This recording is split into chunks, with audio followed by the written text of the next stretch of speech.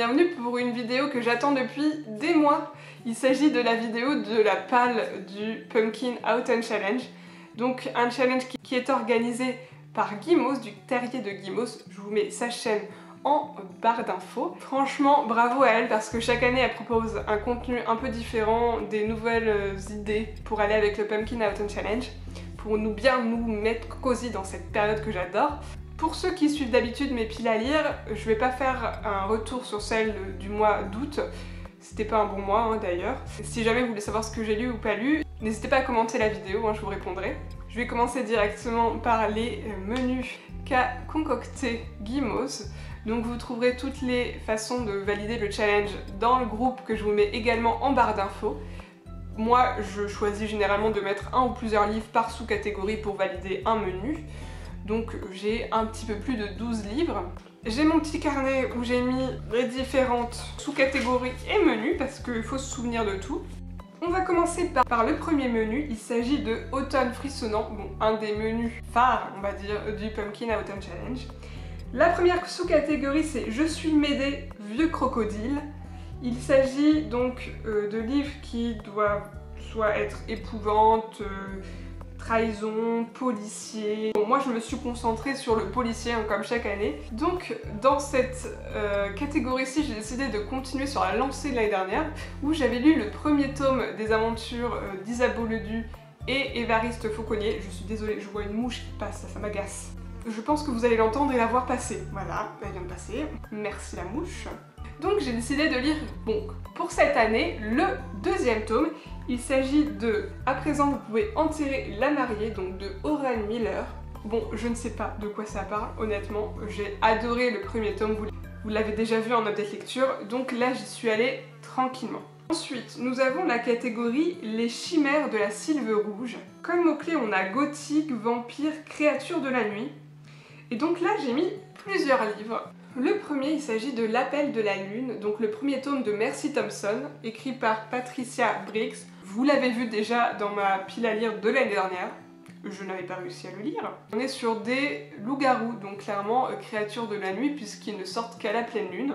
Ensuite, le deuxième livre que j'ai choisi, il s'agit de Ban Seed, écrit par Fanny André, le premier tome Guerre ou Paix. Et là, on est sur des banshees, des incubes, donc ça fait quand même créatures que l'on associe souvent à la nuit. D'ailleurs, la couverture est noire. Je pense qu'on peut dire que ce sont des créatures de la nuit. Je tire un petit peu le fil très loin. Vous pouvez aller dans d'autres catégories, mais j'ai décidé de le mettre là, quoi. Ensuite, on a la sous-catégorie Les supplices de la belladone. Donc là, on doit mettre un livre à la couverture noire. Et là, ça a été plus compliqué. Des livres vraiment avec que du noir, déjà ça n'existe pas, sinon on pourrait pas lire le titre, logique.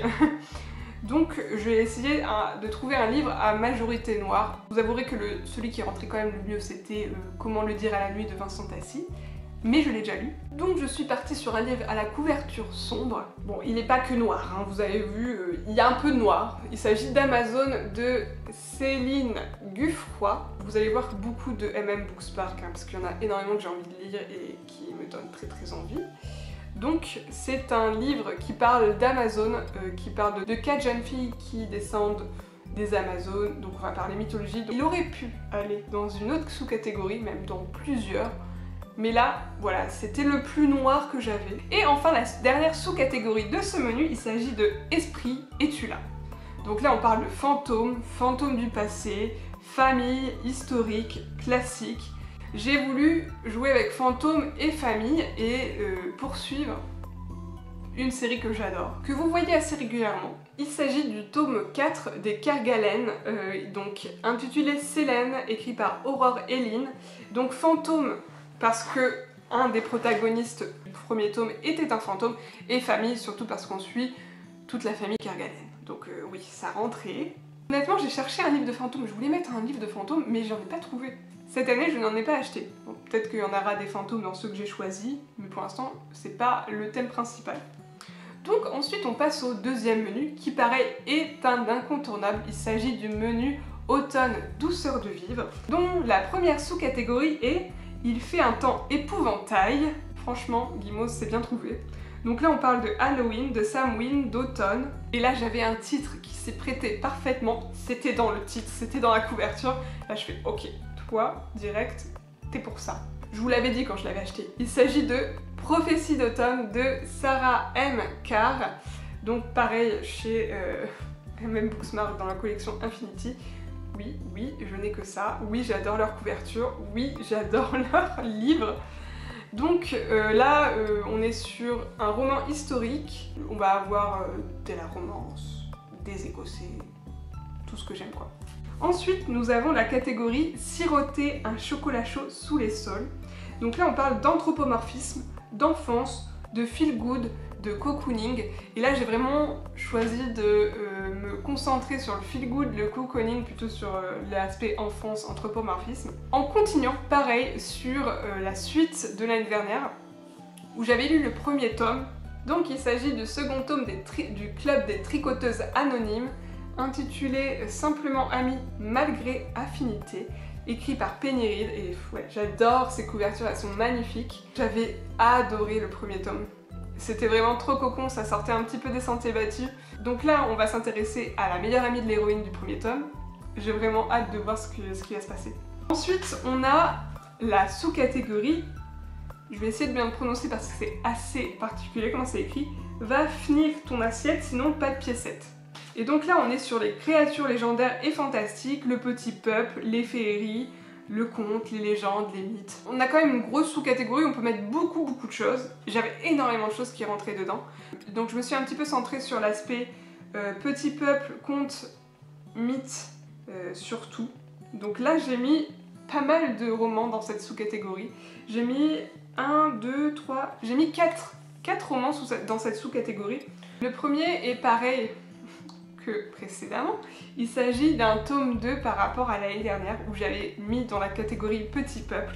Il s'agit du deuxième tome de Mémoire du Grand Automne intitulé La colère d'une mère, écrit par Stéphane Arnier, que j'avais vraiment surkiffé. Donc là on est sur du Petit Peuple des arbres, on est sur du conte parce que l'histoire est racontée à quelqu'un. On sait que le petit peuple s'est éteint.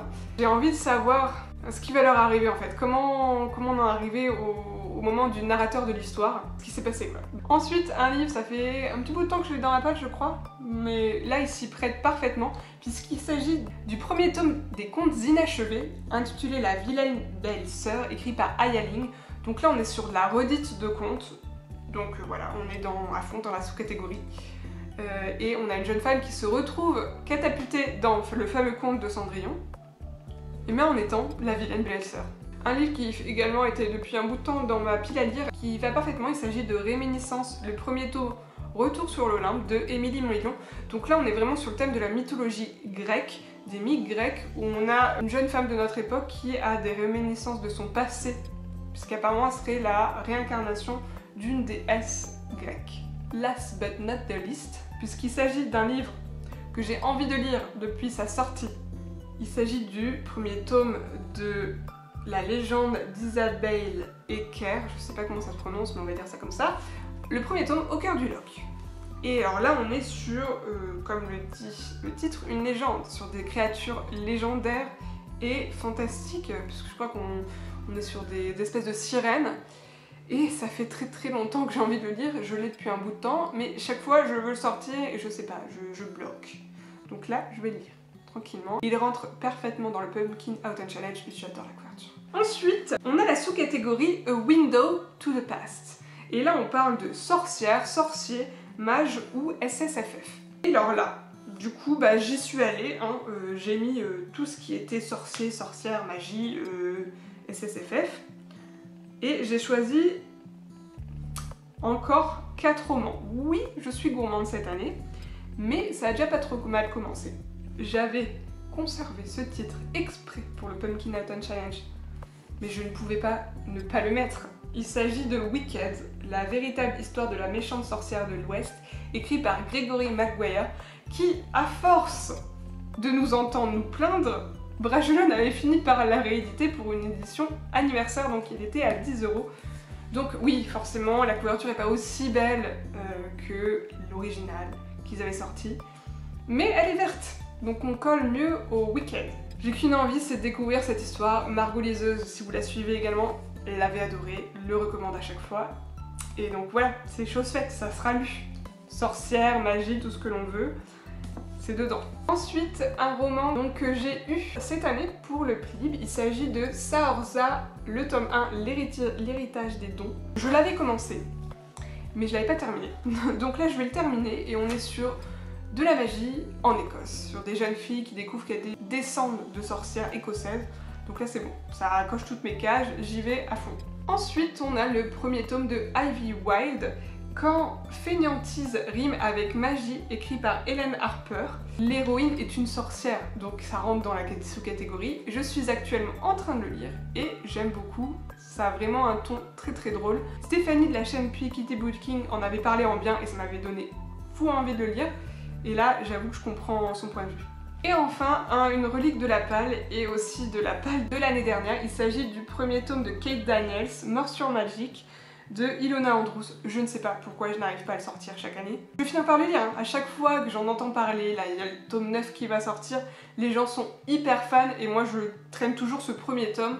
Donc là, faut que j'y aille, je vais le lire. Ensuite, on a le dernier menu, qui d'habitude s'appelle Automne Enchanteur, mais qui là, cette année, s'appelle Automne des Enchanteresses. J'apprécie beaucoup la petite différence.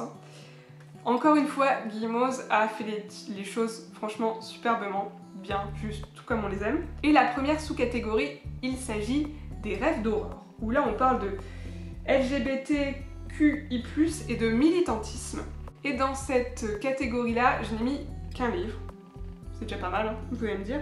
Et après l'avoir lu, je valide même les 2 mots-clés. Il s'agit de Mère morte de Aurélie Wallenstein. Donc, moi, c'est un livre militant qui milite sur le bien-être animal, en l'occurrence des animaux aquatiques, mais c'est applicable à tous les animaux. Je l'avais déjà mis dans cette sous-catégorie, hein, parce que je l'ai déjà lu tout début du mois de septembre. Je suis un petit peu en retard sur ma palle. Et ben, je coche en plus le mot-clé LGBTQI+, je pense que ça se prononce comme ça, hein, parce que 2 personnages du même sexe ont une certaine relation. Pas dire que ce soit de l'amour, mais voilà, il y a de l'attirance. Ensuite, nous avons la sous-catégorie Sarah Bernard, Monstre sacré. Donc là, on parle de dramaturgie, de pièces de théâtre et d'art. Alors là, j'étais un peu embêtée, parce que pièces de théâtre, j'en ai pas sous la main. J'aurais pu relire Shakespeare, franchement, ça c'est un truc que j'aurais pu refaire, j'adore. Mais j'avais pas envie, et je voulais vraiment me concentrer à vider ma palle. Vous savez que en ce moment, c'est vraiment un de mes objectifs. Et je me suis dit, ah, c'est quoi les arts? On a notamment le 7e art, donc le cinéma. On a notamment la littérature. Et oui, la littérature est un art. La poésie. Enfin bref, j'ai réfléchi sur ça et je me suis dit, ok, littérature, comment tu vas essayer de le placer? Et bien j'ai choisi de mettre en avant un livre dont l'héros est un écrivain. Et je sais, c'est assez tiré par les cheveux, je gruge peut-être un peu, mais honnêtement, je crois que je pouvais pas faire autrement. Et donc, j'ai choisi de mettre le premier tome du clan Taran, intitulé La Romancière, qui est écrit par Kay Sanguil. C'est une autrice, et elle fait de l'art. Et en plus, on a des pinceaux de calligraphie. C'est de l'art. Voilà, je vais m'arrêter là. Vous en pensez ce que vous voulez. J'ai pas trouvé mieux. Ensuite, on a comme sous-catégorie les écailles de Mélusine. Et donc là, on a tout ce qui est féminisme, transformation, métamorphose. J'ai, on va dire, séparé les 2 types de mots-clés, donc féminisme et métamorphose, transformation. Et j'ai pris 2 livres, donc un plus pour le féminisme et un plus pour la métamorphose. Et donc le premier, il s'agit de la nouvelle écrite par Sophie Germain, La Belle et la Bête, qui est auto-éditée. On a de la transformation, de la métamorphose, puisque voilà, on sait que dans cette redite du conte de La Belle et la Bête, et ben la bête elle se transforme, elle n'était pas une bête à la base, elle était humaine, donc voilà. Je l'ai lu également, et je pense qu'on pourrait le faire relier au féminisme, mais c'était pas le but, du moins de ce choix. Ensuite, niveau féminisme, je vais me tourner sur le livre de Mona Chollet, intitulé Sorcière, la puissance invaincue des femmes. On l'a vu énormément passer l'année dernière dans les piles du Pumpkin Autumn Challenge. Une de mes meilleures amies l'a lu et m'a dit ouais franchement faut que je te le passe, c'est un livre qu'il faut que tu digères, que je relirai peut-être après sur certains passages, mais là il faut que tu le lises Marie. Donc je dis ouais ok, parfait, ça rentre parfaitement. Je pense que je vais en apprendre beaucoup, elle en a appris beaucoup, et ça m'intéresse vraiment. Et enfin, la dernière sous-catégorie, il s'agit de Nausicaa de la vallée du vent. Donc là on parle de nature writing, écologie, nature et post-apocalyptique. Donc là moi je me suis contentée de prendre le mot post-apocalyptique et je fais les fonds de la palle et je vais sortir Le règne des anges, donc le deuxième tome de Angelfall, écrit par Suzanne E, je ne sais pas comment ça se prononce. J'avais littéralement adoré le premier tome et je ne sais pas pourquoi je n'ai toujours pas lu le deuxième tome. Donc là on est sur du post-apocalyptique où les anges ont envahi la Terre et où ils déciment un peu les humains, enfin c'est un peu horrible ce qui se passe. C'est pas des bons anges on va dire, pas dans le sens biblique du terme, on n'est pas sur des créatures angéliques quoi. Elles ont des ailes, c'est tout. Donc voici pour ma pile à lire du Pumpkin Autumn Challenge. Elle est quand même pas mal conséquente, hein, parce que généralement mon rythme de lecture est de 4 livres par mois quand je travaille. J'ai décidé de me challenger, en plus je travaille pas à plein temps donc ça sera parfait. Si vous avez lu un ou plusieurs de ces livres, n'hésitez pas à me dire ce que vous en pensez en commentaire. Si vous avez des suggestions de lecture, n'hésitez pas en commentaire également. Si vous avez également fait une palle pour le Pumpkin Autumn Challenge, n'hésitez pas également, on pourra échanger.